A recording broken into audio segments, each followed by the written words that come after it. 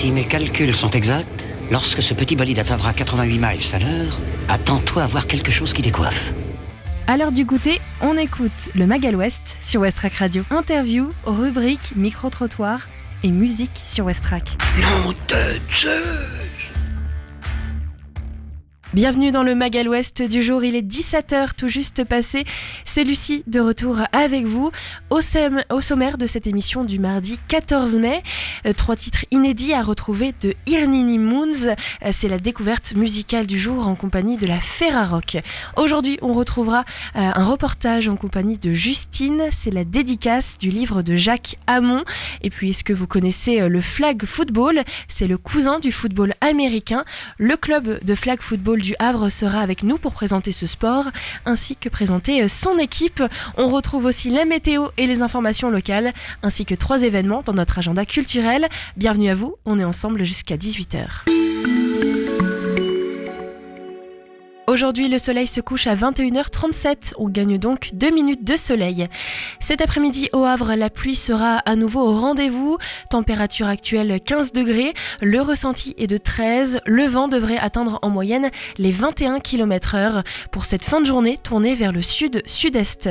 Ce soir, à nouveau de la pluie. Pensez à prendre votre parapluie. La température sera de 15 degrés. Et le vent, lui, entre 21 et 25 km/h. Tournée vers le sud-sud-est. Demain, mercredi, le soleil se lèvera à 6h15 et se couchera à 21h38. On va donc gagner 3 minutes de soleil. Demain matin, au Havre, le ciel sera complètement dégagé. Température 10 degrés, ressenti 7. La force du vent va osciller aux alentours des 19 km/h, tournée vers le sud-sud-est. Demain, l'humidité relative de l'air sera de 91%. Dans l'après-midi, au Havre, à Montivilliers et à Gonfreville-Lorcher, la pluie toujours au rendez-vous. Température 16 degrés, le vent sera toujours tourné vers le sud-sud-est et cette fois-ci, il sera compris entre 20 et 21 km/h. Demain, en soirée, on s'attend toujours à de la pluie. Température 15 degrés, le vent devrait atteindre en moyenne les 15 km/h, tourné vers le sud-sud-est. L'essentiel de l'actualité, c'est avec Mathieu sur Westrack Radio. Bonjour à toutes et à tous, les actualités locales de ce mardi 14 mai. La flamme olympique passera par le Havre le vendredi 5 juillet 2024. Le parcours vient d'être dévoilé, on y apprend qu'il débutera par la Narrow House, boulevard de Strasbourg. Les porteurs se dirigeront ensuite vers l'hôtel de ville, passeront par la porte Océane, puis par le MUMA, musée d'art moderne André Malraux, direction ensuite l'église Saint-Joseph, le volcan, la cathédrale Notre-Dame jusqu'à l'esplanade Nelson Mandela, quai de Southampton. C'est en effet au pied de la Catène de conteneurs que la cérémonie de l'allumage du chaudron aura lieu. La Seine-Maritime est la 49e étape du parcours de la flamme olympique avant d'atteindre Paris où se disputeront les Jeux olympiques d'été. Avant le Havre, elle passera par Rouen, Jumièges, Dieppe, Mireville où se situe le château de Pierre de Coubertin, Yvetot et Étretat. La 19e journée de mémoire de la traite de l'esclavage et de leur abolition a été célébrée vendredi 10 mai au Havre. Des représentantes et représentants de la communauté afro-caribéenne vêtus du costume traditionnel blanc ont animé la cérémonie. C'est en cortège que de nombreux représentants ont rallié l'esplanade Guinemer pour rejoindre Édouard Philippe, maire du Havre, entouré de nombreux élus et parlementaires, membres d'associations, toutes et tous réunis autour de la plaque commémorative pour honorer la mémoire des esclaves africains déportés au départ du Havre au mépris de toute humanité. 1 minute de silence a été observée, suivie d'un dépôt de roses blanches sur fond de chants gospel. Il fut rappelé que durant 3 siècles, plus de 500 expéditions ont été armées dans les ports normands pour participer à la traite des Noirs dans l'océan Atlantique. Nous avons choisi d'affronter ce passé et de l'assumer, déclarait Édouard Philippe en lançant officiellement la série de podcasts sonores mise en place via des QR codes associés aux plaques de rue de personnalités liées au commerce des esclaves. Cela fait plus de 6 mois que l'expérimentation de circulation dans le quartier Saint-Vincent au Havre dure et depuis tout ce temps, l'opinion reste partagée. Fin 2023, une pétition a même été lancée pour demander que soit rétabli le double sens de circulation des rues Guillemard et d'Étretat et de la rue du Général de Gaulle à Sainte-Adresse. Une perte de temps que beaucoup d'automobilistes regrettent. Du côté des commerçants, l'annonce de la mise en place du stationnement payant dans le quartier prochainement leur fait craindre pour le commerce local. Au début de l'expérimentation, il y avait des petits soucis de trafic, confie Pierre Lenoir Vaquero, fondateur du collectif Rue d'Étretat et Guillemard. Mais selon lui, cela a été réglé. Cela fait plusieurs années qu'il alerte la mairie sur le manque de sécurité dans ces rues pour les piétons, les cyclistes et les personnes à mobilité réduite. Mais quelle sera la suite de cette expérimentation pour les habitants? C'est le flou. Ils espèrent avoir un retour de la ville concernant les aménagements. Une réunion publique sera d'ailleurs organisée en juin prochain. La compagnie théâtrale Les Nuits Vertes intervient dans 3 écoles élémentaires de Montivilliers, l'école Jules Ferry, Marius Groux et Louise Michel jusqu'en juin 2024 autour du projet de prévention M'as-tu vu? Son objectif est de faire réfléchir et travailler les enfants sur les thématiques de leurs droits et du harcèlement tout en impliquant les parents. Les élèves montent eux-mêmes avec des comédiennes de la compagnie un spectacle à l'issue duquel leurs parents seront invités à prendre la parole pour réagir. Une façon de les faire travailler sur la réflexion, les outils du théâtre, la solidarité, l'autodiscipline et la bienveillance nécessaires à toute tentative de co-construction. Des représentations sont prévues en juin dans les écoles concernées. Et enfin, la danse arrive en ville. Le Centre chorégraphique national du Havre, le Phare, sort de ses murs pour animer les rues de la cité Océane du vendredi 24 au dimanche 26 mai pour la 2e édition de Plein Phare Out. Grande nouveauté, les animations s'étendront désormais sur 3 jours au lieu de 2 l'année précédente. 3 temps donc où la danse sera mise à l'honneur. Le festival commencera en grande pompe le vendredi soir avec un bal électro à partir de 19h sur l'esplanade de la plage. Le samedi, la chorégraphe Johanna Malédon présentera sa dernière pièce en solo dans le jardin Winston Churchill. Le dimanche, Tarot réinterprétera le cirque et le parcours. Puis le dimanche également, Mais où est passé mon ombre racontera l'amitié entre une petite fille et son ombre sur l'esplanade Nelson Mandela. Et pour ceux qui veulent passer de spectateurs à acteurs, des ateliers de parcours, de yoga et d'acrobatie seront organisés sur inscription via le site lephare-ccn.fr. Ces ateliers ont lieu le samedi et le dimanche. Merci Mathieu, vous retrouvez Mathieu demain dans l'émission le 8 à 9, votre matinale sur Westrack Radio. Tout de suite, je vous emmène à Montivilliers, au Havre et à Gonfreville-Lorcher avec 3 événements organisés aujourd'hui. Des idées sorties pour cette semaine ou ce week-end pour te culturer sur Westrack Radio. Tout d'abord au Havre, partageons avec nos voisins. Dans le cadre de la fête des voisins, la fabrique Sainte-Catherine organise comme chaque année un moment festif et convivial pour les habitants du quartier. Rendez-vous ce soir à 18h.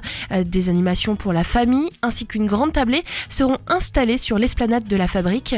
De nouvelles activités aux couleurs de cette année olympique sont aussi à découvrir à la fabrique Sainte-Catherine du Havre, 95 rue Maurice Tronel. À Montivilliers, c'est du théâtre qui vous attend avec La Puce à l'oreille. Retrouvez ce spectacle ce soir à 20h30 à la salle Michel Valéry de Montivilliers, tarif 5, 10 ou 15 €. Vous pouvez encore réserver au 02 35 55 76 36. Et notre dernier événement en partenariat avec Westrack Radio à Gonfreville-Lorcher, ce sont les Soviets suprêmes qui vont se produire demain à 20h30 à l'espace culturel de la Pointe de Caux. Le tarif est de 2 à 14 €. Vous pouvez réserver au 02 35 13 16 54.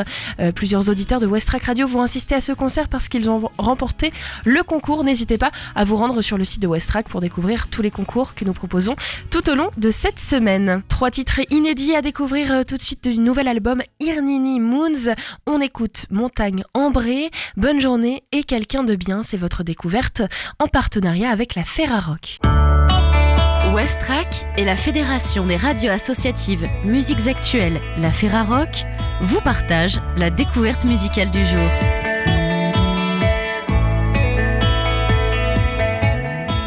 Le nouvel album, une habitante touchée par une météorite.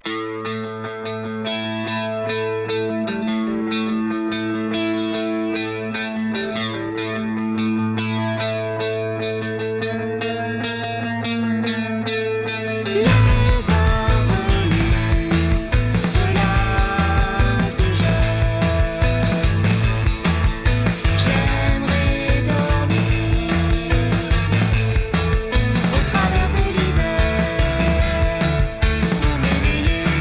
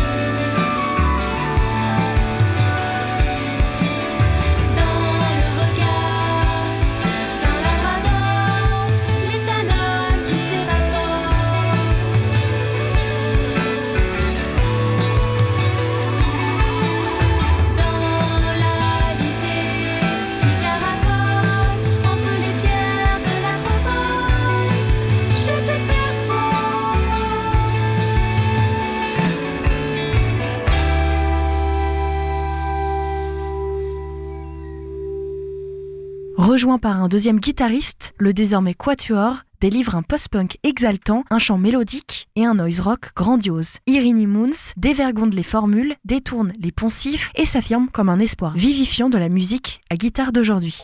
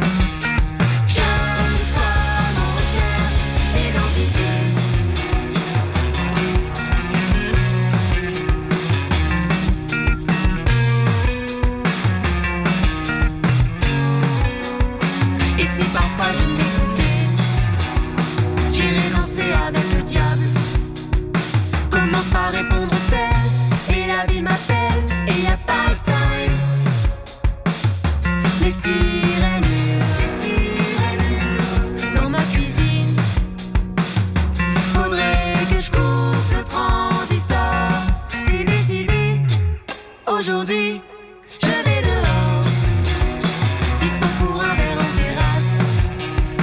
Il fera beau, je pense, nuages en vacances. Aujourd'hui, c'est décidé, je vais dehors.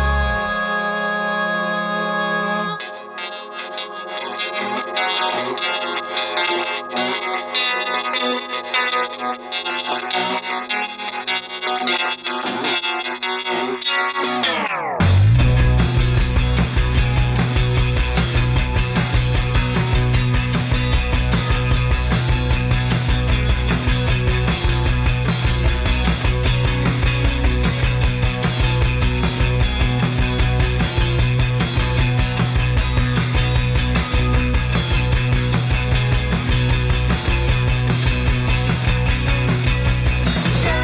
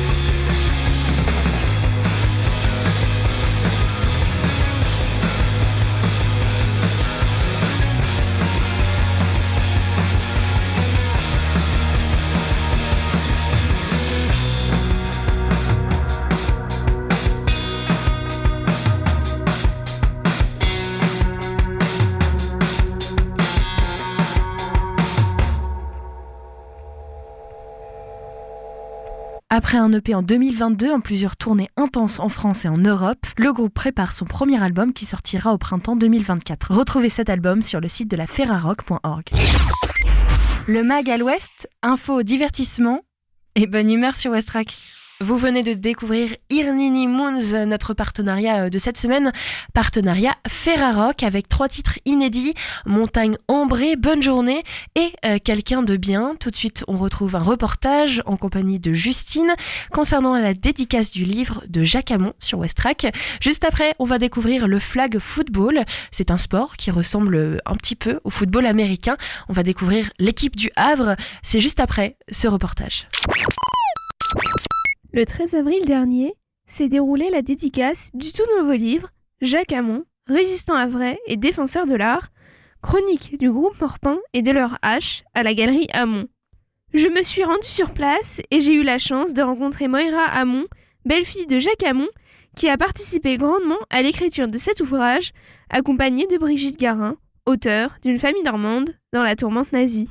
Alors bonjour, je suis ravie de vous rencontrer. On va parler aujourd'hui du livre sur Jacques Hamon, résistant havrais et défenseur de l'art. Et donc on est ici pour en parler. Est-ce que vous pouvez tout d'abord vous présenter ? Oui, bonjour, je m'appelle Moira Hamon. Je suis donc la belle-fille de Jacques Hamon, que j'ai connu jusqu'à son décès en 1989. Je suis venue au Havre en 78, car mon mari, c'est le fils de Jacques Hamon. Et nous sommes encore là. Très bien. Alors, on est ici pour parler du livre Jacques Hamon, résistant havrais et défenseur de l'art, dont la dédicace est aujourd'hui. Quel est le sujet de cet ouvrage ? Alors, c'est un récit sur la vie de Jacques Hamon, à travers énormément de recherches historiques sur les résistants du Havre et toutes les communes autour qui ont aussi fait partie des différents groupes, le groupement du départ jusqu'à la fin de la guerre. Et alors, est-ce que vous pouvez me présenter rapidement Jacques Hamon ? Pour les personnes qui ne le connaissent pas, on est aujourd'hui dans la galerie Hamon pour en parler. D'accord. Alors, Jacques Hamon, en fait, n'était pas destiné à travailler dans l'art au départ. Je pense qu'il était comptable dans les bureaux. Mais c'est grâce à la guerre, on peut dire, qu'il a rencontré le galeriste Armand Drouin à Paris quand il était en clandestin, caché. Et il est devenu passionné par l'art. Beaucoup de rencontres avec des artistes bien connus de l'époque. Je pense qu'il avait vraiment démarré sa vie autour de l'art grâce à ce moment quand il était clandestin. Ensuite, c'était un vrai d'origine. Toute sa famille était là. Pendant la guerre, au début de la guerre, il a rencontré ma belle-mère, sa future femme. Donc, il voulait aussi rentrer dans sa ville pour le retrouver, mais aussi parce qu'il aimait beaucoup sa ville, quelqu'un de famille vraiment important pour lui. Et Armand Drouin lui avait proposé d'ailleurs, quand il était à Paris 2 ans, caché sous le nom de Morézu, que Jacques continue à travailler pour lui. Même ils avaient prévu d'ouvrir une galerie à Nice, mais Jacques a dit non, moi je dois rentrer au Havre. Il n'y a plus rien. Ça ferait de plus grand bien au Havre d'avoir quelque chose autour de l'art. Et ensuite, il a ouvert sa première galerie en 1946. Très bien, donc juste après la guerre. Juste après la guerre. Le temps que ça lui a pris de rentrer de Paris à pied avec 3 autres résistants et de se cacher encore un petit peu parce que Jacques était obligé de rester assez discret jusqu'à la libération du Havre avant de pouvoir travailler tranquillement. Très bien. Et alors, pourquoi avoir voulu écrire son histoire ? Quelles ont été vos raisons ? Alors, dans son vivant, nous avons un petit peu parlé de la guerre. Ça l'intéressait, mais il ne parlait pas tout le temps de ça non plus. Il avait une nouvelle vie, mais on échangeait quelques histoires de la guerre. Moi, je suis de Londres, née juste après la guerre aussi. Donc, c'était un sujet omniprésent dans ma famille. Il m'a raconté quelques anecdotes de la guerre et je lui ai proposé de raconter sa vie avec une dictaphone que j'avais à l'époque. Et en 88, il a accepté de faire ce projet. Mais par contre, malheureusement, il a été annoncé quelques mois après sa maladie et l'année après, il est décédé. Mais c'est resté quand même une frustration pour moi de ne pas savoir. Je ne savais pas qu'il avait en fait gardé énormément de documents. De son père aussi. Je dois dire que son père était aussi officier dans la Première Guerre mondiale. Il a combattu, il était résistant. Il est devenu résistant aussi à ce moment-là, avec l'occupation du Havre. Et donc, il y avait énormément de documents que j'ai trouvés au décès de ma belle-mère, cachés dans un meuble, dans un tiroir qui s'appelle un semainier, je crois. Et donc, c'était la plus grande tiroir du meuble. La clé ne marchait plus, elle était obturée. Je pense pour ne pas être... Alors, je ne sais pas. On s'est demandé pourquoi il a vraiment caché, exprès, enfermé, à ne pas être facilement trouvé. Est-ce que parce que il avait mis ça derrière lui finalement? Est-ce qu'il voulait que nous, après le décès, qu'on pense que c'était très important, donner une importance à ce qu'on a trouvé caché? Donc on ne sait pas trop pourquoi il a fait ça, mais en tout cas, c'est à ce moment-là, donc il y a 4 ans, que j'ai, avec ma belle-sœur Pascale, trouvé tous ces documents-là. Donc je les ai emmenés chez moi et j'ai commencé à lire. Et il y avait des choses très émouvantes, des lettres, toute la correspondance entre lui et son père quand il était en prison pendant la guerre, condamné à mort, première fois. Et cette même année, en 2020, j'ai rencontré Brigitte Garin, qui m'a offert son premier livre qu'elle avait écrit, qui s'appelle « Une famille normande dans la tourmente nazie ». Et elle m'avait demandé quelques renseignements sur la famille allemande et la résistance. Mais c'était avant le décès de ma belle-mère, donc je n'avais pas encore découvert tous ces documents, mais je lui ai donné quelques infos. Quand je l'ai rencontrée, je lui ai dit que voilà, j'ai trouvé tous ces documents-là, qu'est-ce que j'aimerais quand même transmettre à mes enfants, à mes petits-enfants, et aussi marquer dans l'histoire quelque chose, je pense, important. Donc elle a lu également tous ces documents. C'est la naissance de notre projet à faire un livre.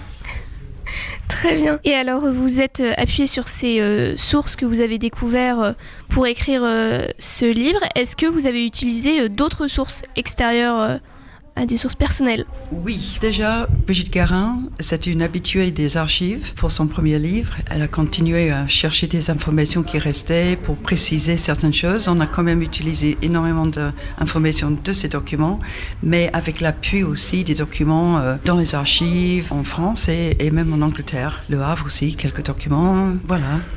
Très bien. Jacques Hamon, il faisait partie d'un mouvement de résistance.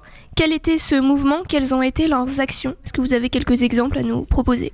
En fait, avant d'être résistant, juste avant, d'être incorporé. Parce qu'au départ, c'était les anciens qui se regroupaient en disant qu'il fallait faire quelque chose de résistant. Les jeunes, donc Jacques, qui avait peut-être 18 ans, et ses amis pangistes, parce qu'il était pangiste, ils ont voulu aussi... faire la résistance avec les anciens. Au départ, ils étaient pas vraiment chauds en expliquant que c'était pas la même guerre, que la Première Guerre mondiale, c'était beaucoup plus risqué et ils étaient jeunes. Mais assez rapidement après, finalement, les jeunes ont été incorporés dans la résistance. Mais Jacques était dans la défense passive déjà, avec sa sœur Mireille. Donc voilà, intéressé quand même de faire quelque chose, d'aider quelque part. Et après, il a rejoint le groupement en tant de recruteur et la direction du groupement va lui confier d'importantes responsabilités par la suite. Donc le groupement de résistance générale, en fait, c'était au départ les quelques anciens qui se sont réunis au départ régulièrement. Ensuite, il y avait de plus en plus de recrues et donc c'est pour ça que le groupement est devenu vraiment élargi avec le temps. Très bien. Et alors, ce livre, vous l'avez coécrit avec Brigitte Garin. Voilà, Brigitte Garin, c'est l'écrivain. Moi, je ne suis pas écrivain. J'ai fourni beaucoup d'informations, surtout des informations plus proches de ma vie à moi, c'est-à-dire que la galerie. Donc, mes souvenirs de Jacques avec la galerie. Et j'ai donc tous les documents aussi, l'histoire de la galerie. Combien de temps ça a pris l'écriture de cet ouvrage? On a commencé en 2020, chapitre par chapitre, dans un ordre chronologique, à préparer des photos pour chaque chapitre, jusqu'à il y a quelques mois. Ça a été un petit peu peaufiné jusqu'à il y a très peu de temps. Très bien. Et alors ce livre, il est publié aux éditions Les Choucas? C'est ça. Alors pourquoi avoir collaboré avec cette maison d'édition? Parce que Brigitte Garin connaissait l'éditeur de ses rencontres dans des salons de livres. C'est un éditeur qui lui-même est écrivain. Il connaissait le travail de Brigitte. Il avait déjà beaucoup apprécié son première écriture. Et donc, sans hésitation, il a accepté de devenir l'éditeur. Très bien. Et cette couverture, j'ai pu la voir. Est-ce que vous pouvez m'expliquer pourquoi vous avez choisi cette couverture-ci? Donc, on peut y voir 3 images. Est-ce que vous pouvez nous les décrire et nous dire pourquoi vous les avez choisis? Bien sûr, l'image la plus importante au point de vue de format, c'est la ville du Havre, sous les ruines. À gauche, en bas du livre, il y a une image de la carte de membre de Jacques Hamon quand il était dans le groupe L'Heure H. Et à droite, c'est une couverture du journal de L'Heure H, qui était donc bien sûr imprimé en secret, distribué avec précaution. Voilà, on voit la première couverture. Voilà, ça fait les 3 photos. Très bien.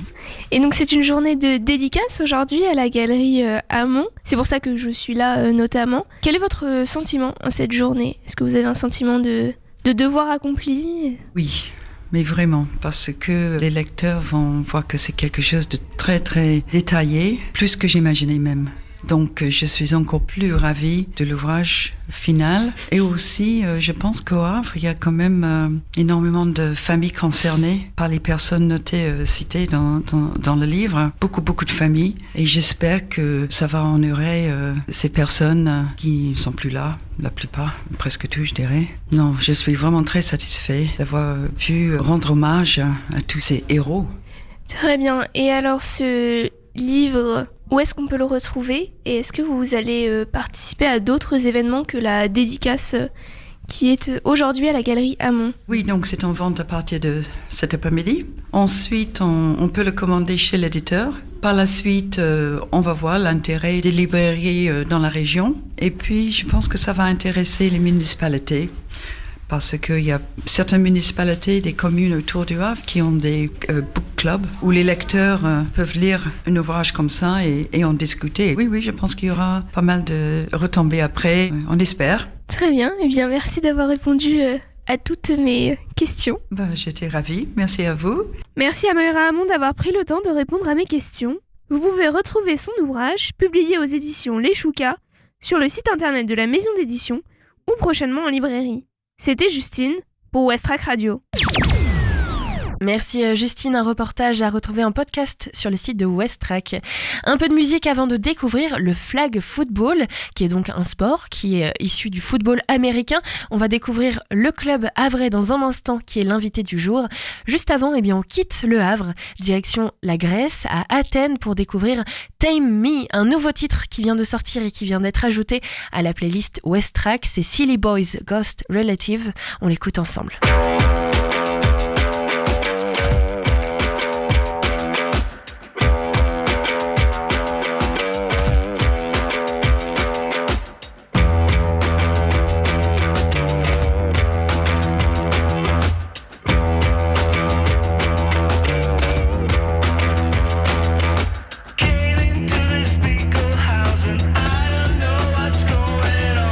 Your life.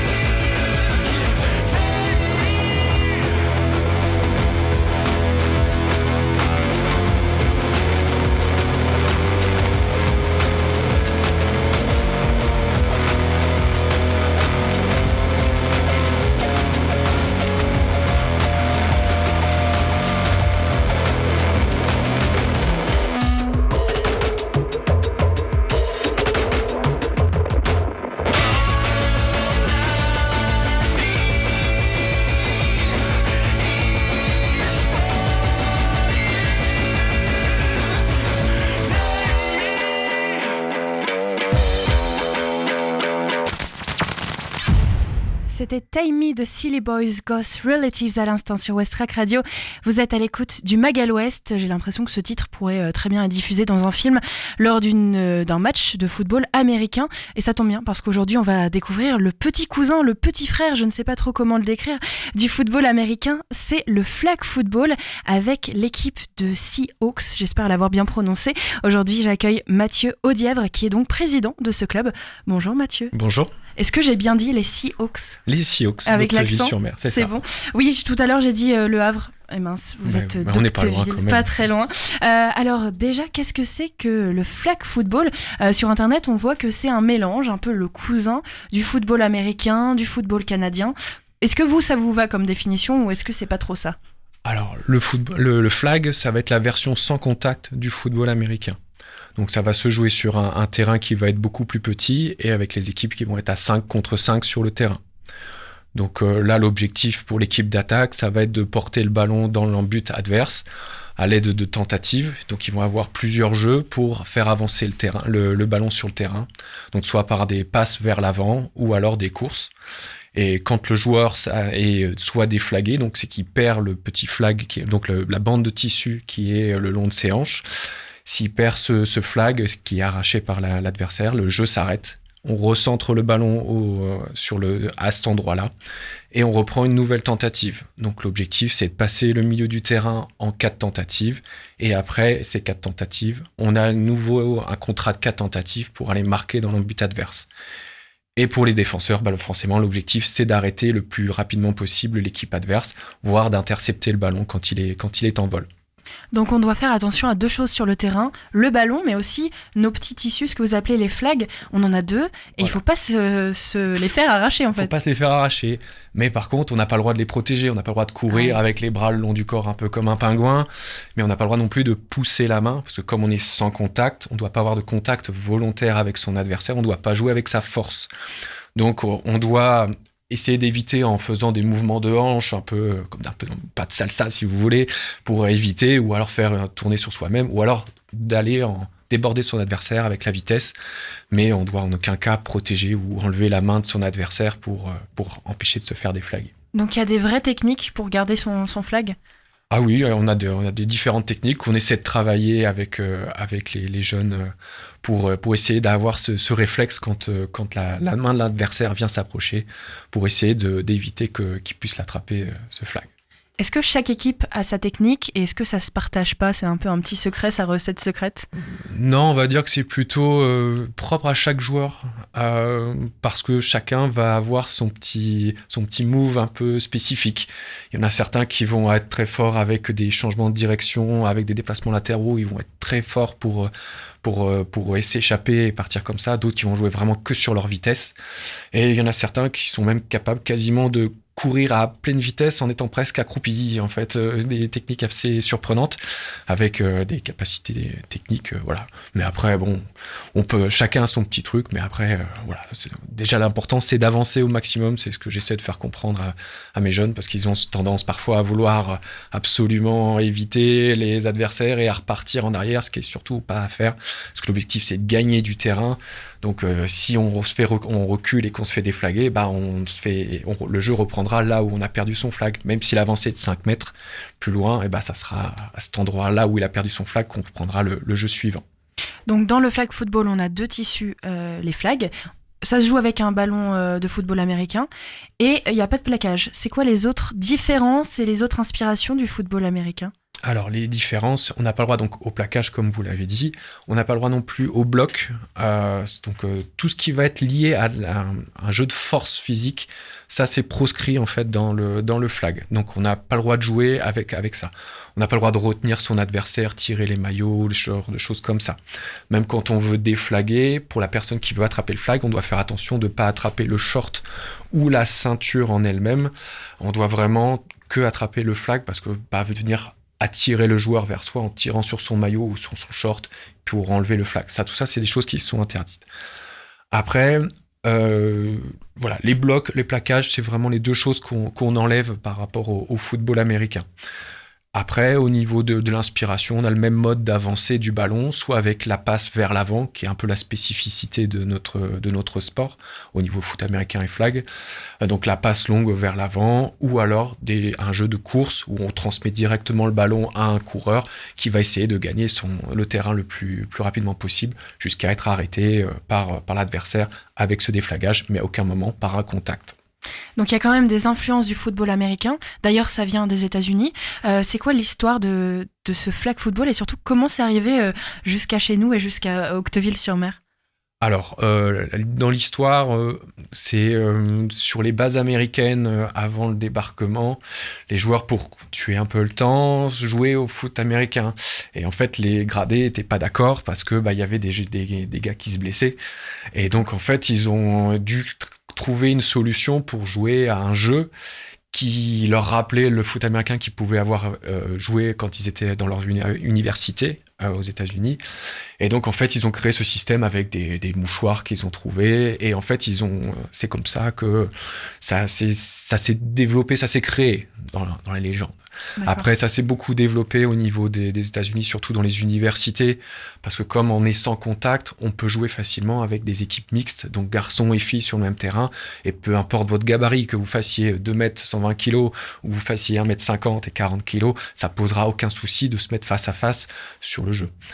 Après, au niveau de l'arrivée en France, donc en fait, dans les années 80, il y a un prof de sport qui est parti aux États-Unis quelques années et qui est revenu dans ses valises quand il est revenu en France avec des casques de football américain.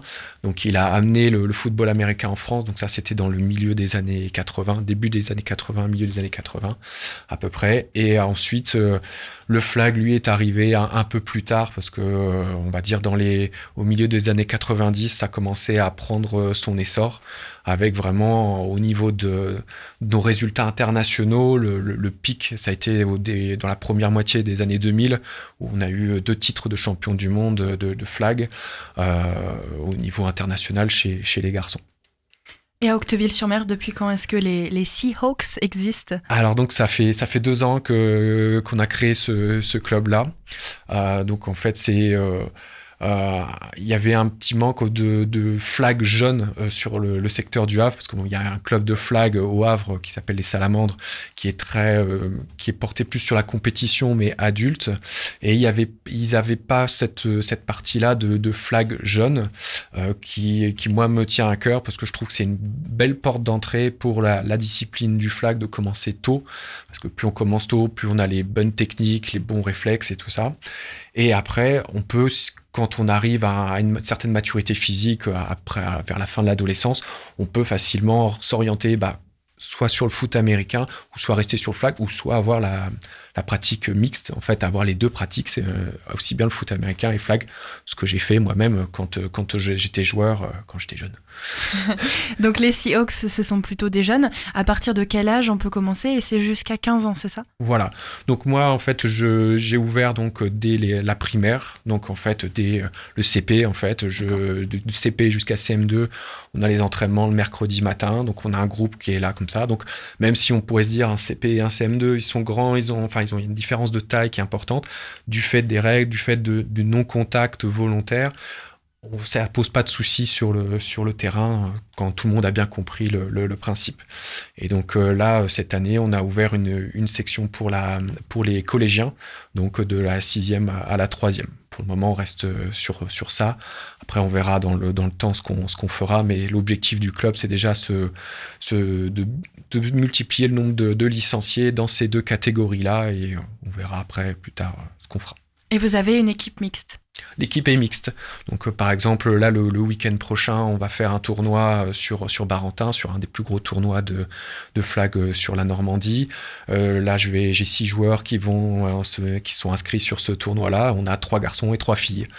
Donc après, j'ai la chance dans mon équipe d'avoir une mixité qui est quand même assez importante. Après, c'est un peu plus compliqué dans certains autres clubs normands d'avoir ces féminines qui viennent, alors que ça ne pose pas de problème. Mais comme on est sur du football américain, les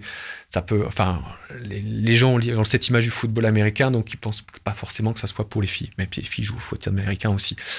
Mais voilà, pour les parents, voilà. Moi, Il y j'ai a la un chance. imaginaire un Un petit peu, imaginaire, voilà, oh là là, ils vont se mettre, il va y avoir du contact. Et c'est pour ça que bon, il y a une partie un peu de pédagogie quand les parents demandent ce que c'est pour faire découvrir aux enfants, c'est de leur faire comprendre vraiment, voilà, il n'y a pas de contact et c'est vraiment ça qui est important à mettre en avant sur cette spécificité du flag par rapport au foot américain. Bien sûr, et puis même pour le côté football américain, les filles peuvent aller au contact aussi si elles ont envie. Oui, après, voilà, il y a des filles qui font du football américain. J'en ai coaché aussi sur le Havre quand j'étais coach sur le Havre. J'ai initié la pratique féminine sur le football américain. C'est un peu plus compliqué à mettre en place parce que déjà que c'est compliqué parfois sur certains groupes chez les hommes. Donc avoir suffisamment de féminines pour faire une équipe pour le foot américain, c'est un peu plus complexe pour ça. Alors, et pour le flag, c'est Pour le l'avantage. flag, c'est C'est 5. l'avantage, voilà, on est 5 sur le terrain, donc c'est mieux si on se présente sur des tournois avec un nombre un peu plus important que 5, parce qu'au cas où la petite blessure, la petite entorse, le petit doigt qui se foule sur un ballon mal attrapé, des choses comme ça peut arriver, mais c'est mieux si on est 7-8 par équipe, c'est l'idéal, c'est ce qu'il y a de plus confortable, et ce qui permet facilement de mettre en place des structures, parce qu'il n'y a pas besoin forcément d'un nombre très très important de pratiquants et un matériel qui est très coûteux ou très important.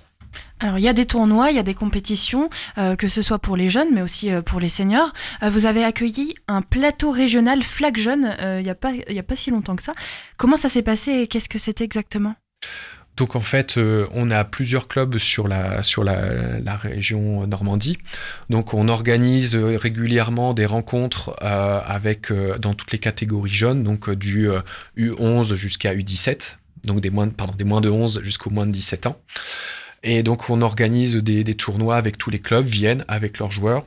Quand des clubs n'ont pas suffisamment de joueurs dans leur équipe, ils peuvent venir s'associer avec un autre collectif et on arrive à mettre en place des matchs sur ces tournois-là. Donc là, sur ce plateau qu'on a organisé il y a un mois et demi, donc il y avait 8 équipes présentes réparties sur 2 catégories, donc une catégorie U17, U15 et une catégorie U13, U11.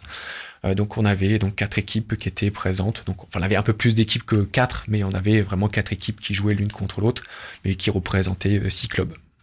Oui, parce que vous avez un lien entre les clubs. Vous appartenez à la fédération du football américain. Donc vous êtes quand même rattaché à une fédération. Voilà, donc la fédération de football américain regroupe à la fois donc le football américain, le flag, mais aussi le cheerleading.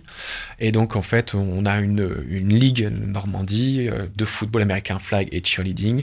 Et donc à travers cette ligue, on essaie d'organiser donc des plateaux réguliers tout au long de l'année pour que les jeunes puissent pratiquer ensemble et pour pouvoir progresser, parce que la compétition, même si c'est pas le but ultime, permet quand même d'arriver à motiver les enfants et à jouer et à voir où ils en sont et puis voir aussi qu'est-ce qu'ils doivent s'améliorer, où ils doivent s'améliorer, quels sont les points où ils doivent être plus performants pour les prochains matchs et pour les prochains tournois qu'il pourrait y avoir. Donc en gros, on a à peu près on va avoir à peu près 6 ou 7 plateaux sur l'ensemble de l'année qui sont répartis on a commencé mi-octobre jusqu'à là, le dernier, ça sera en juin, les derniers. Tournoi, compétition, et puis en 2028, c'est une date importante pour le flag football. Qu'est-ce qui va se passer ? En 2028, on a eu la bonne nouvelle mi-octobre qui a été annoncée par le CIO. Donc on devient olympique pour les prochains Jeux Olympiques, donc à Los Angeles, pas ceux de Paris là cet été, mais dans 4 ans.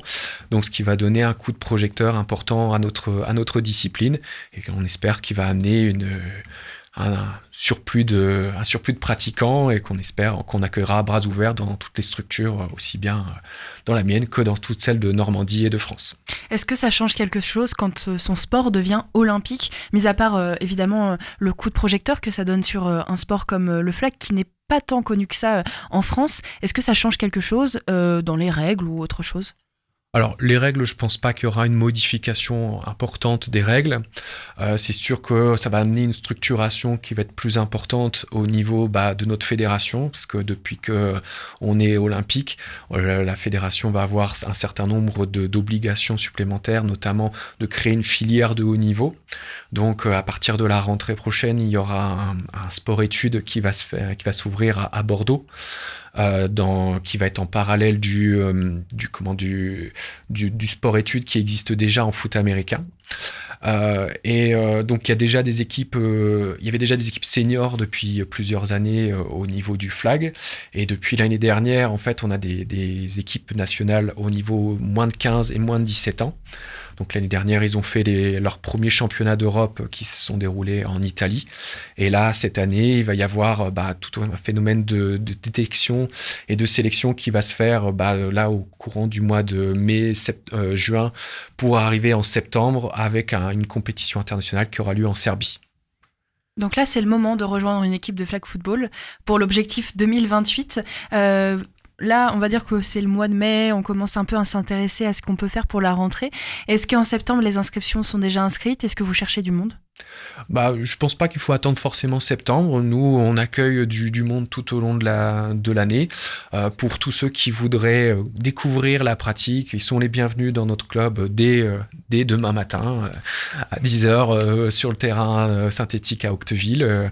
Ils sont les bienvenus pour les primaires, et puis le jeudi soir à 18h pour les collégiens. Ils peuvent venir tester, faire plusieurs sessions pour découvrir, et puis éventuellement nous rejoindre au mois de septembre pour la nouvelle saison. Donc le mercredi matin pour les plus petits primaires, voilà. Et puis le jeudi pour les collégiens. On peut s'inscrire, vous avez aussi un Facebook où on peut retrouver toutes les informations ? Voilà, on a un Facebook, il faut pas hésiter à laisser des messages pour avoir les informations, mais déjà il y a une partie qui est déjà sur le Facebook. Donc après, il faut pas hésiter à nous contacter pour avoir des informations, répondre aux diverses questions que les gens pourraient avoir sur le flag, qui est malheureusement pas encore assez connu à mon goût, mais on va essayer de tous les clubs et tous les participants d'essayer d'améliorer cette visibilité flag et profiter de ce coup de projecteur avec les Jeux Olympiques dans 4 ans sur notre discipline. On essaiera de voir ça. Quand il y a des plateaux, est-ce qu'on peut venir aussi voir, en fait, tout simplement en tant que spectateur ou spectatrice, les jeunes aller sur le terrain ? Oui, vous pouvez tout à fait venir sur le bord du terrain. Les plateaux, les tournois sont ouverts au public. Après, vous trouverez toujours quelqu'un sur le bord du terrain qui sera prêt à vous donner des explications. Vraiment, l'objectif de tout le monde, c'est de faire connaître notre discipline qui est peu connue, et d'arriver à intéresser un maximum de monde à notre discipline pour qu'il y ait cet essor qu'on souhaite tous. Rendez-vous donc sur le Facebook des Seahawks pour découvrir toutes ces informations. Et puis, j'ai pu le découvrir tout à l'heure, donc je vous invite, si vous voulez voir, parce que là on en parle, mais c'est vrai que imaginez donc ces petits mouvements pour éviter de se faire déflaguer. Il y a quelques vidéos sur YouTube où on peut retrouver quelques matchs très intéressants avec des mouvements. J'avoue que j'étais impressionnée. Un joueur arraché, les deux en même temps. Ça c'est fort. Ça dépend comment le joueur arrive. S'il arrive plutôt de face, c'est un peu plus facile que s'il est de côté. C'est un peu plus compliqué. Mais voilà, vous pouvez voir des matchs sur YouTube. Vous pouvez retrouver facilement en tapant flag football ou en tapant IFAF, qui est la fédération internationale. Vous pouvez trouver des matchs internationaux qu'il y a eu sur les dernières compétitions. On peut retrouver ça sur YouTube. Merci beaucoup pour cette belle découverte, en tout cas. J'avoue être très impressionnée. À bientôt. À bientôt, merci. Et nous, on va se quitter. Je vous laisse donc aller directement sur YouTube découvrir ces mouvements de flag football. Le temps de se quitter avec une chanson. On ne part pas aux États-Unis, mais plutôt au Royaume-Uni ce soir avec Penny Arcade et le titre Jonah. Restez sur Westrack à partir de 18h. Vous retrouvez vos émissions habituelles, Solénoïde et La Chevauchée. Je vous donne rendez-vous demain pour un autre Magal West à 17h. Demain, on parlera cinéma et séries. On va parler de 2 films qui sont à l'affiche cette semaine. Et puis, on va parler aussi des saisons 3 de Bridgerton et de Heartstopper. On en parle demain à 17h. Rendez-vous sur Westrack et très belle soirée.